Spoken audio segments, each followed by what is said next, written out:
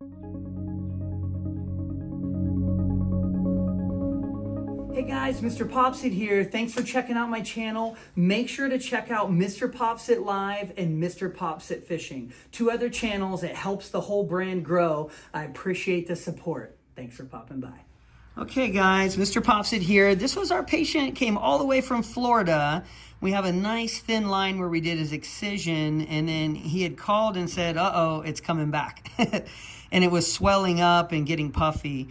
But if you look real close when I pull the skin, it looks like he has a suture granuloma here.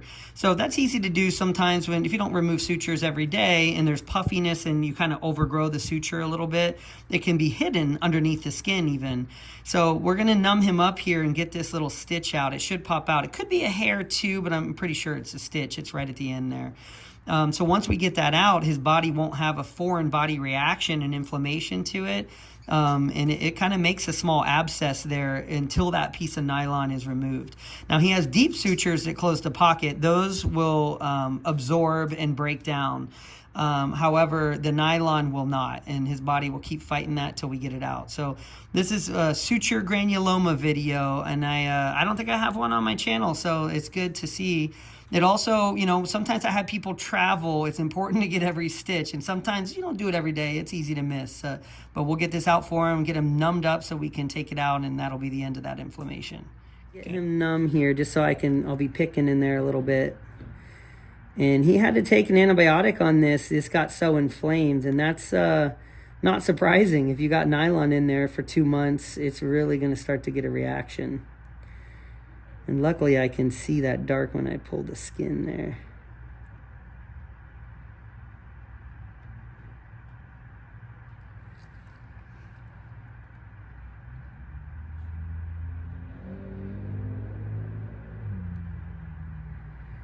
That's good.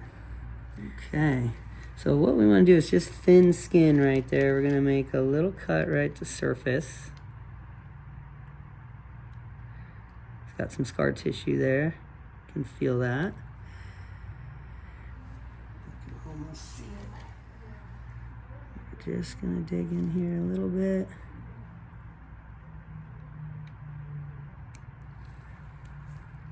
You can see some discoloration there.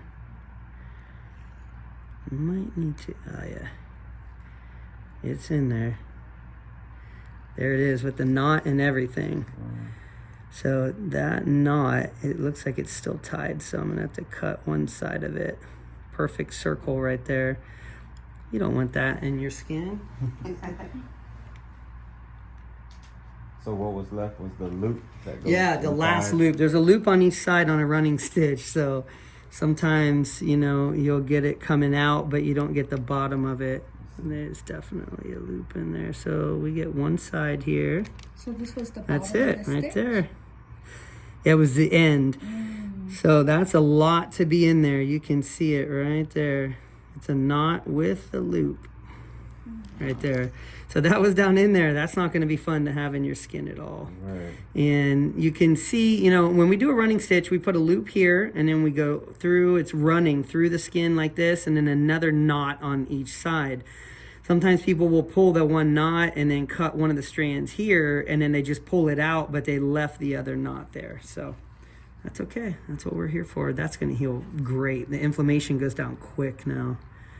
So when it was in there, as it was building up fluid and things like that, it could start creating a sinus tract on its own? Yeah, it could kind of trace down into the pocket that you had there before and the surrounding area. So it would feel much like the abscesses you probably used to have. That's exactly what I thought it was. Yeah.